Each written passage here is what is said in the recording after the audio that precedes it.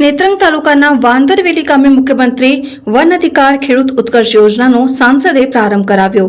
નેત્રંગ તાલુકાના જંગલ વિસ્તારમાં સિંચાઈ પીવાના પાણી માટે 106 બોર કરાશે।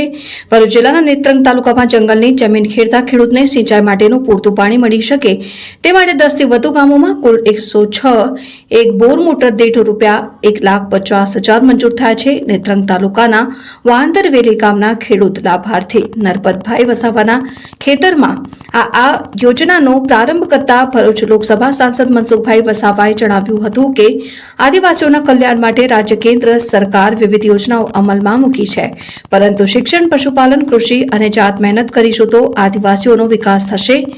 મુખ્યમંત્રી વન અધિકાર ખેડૂત ઉત્કર્ષ યોજના હેઠળ જ જંગલની જમીનનું લેવલિંગની કામગીરી ₹40,000 અને ખેતરમાં પાળાબંધી કરવા માટે ₹10,000 રાજ્ય સરકાર સહાય આપે છે। નેત્રંગ તાલુકાના 33 ખેડૂત લાભાર્થીઓને આ યોજનાનો લાભ મળશે। ગુજરાત પેટર્ન સહિતની યોજનાઓમાં જંગલ વિસ્તારના ખેડૂતોના કલ્યાણ માટે બોર મોટર સહિત વિવિધ યોજના આવનાર સમયમાં અમલીકરણ થનાર છે, જે દરમિયાન નેત્રંગ તાલુકા પંચાયતના સભ્યો, વિવિધ ગ્રામ પંચાયતના સરપંચ અને ખેડૂત લાભાર્થીઓ ઉપસ્થિત રહ્યા હતા।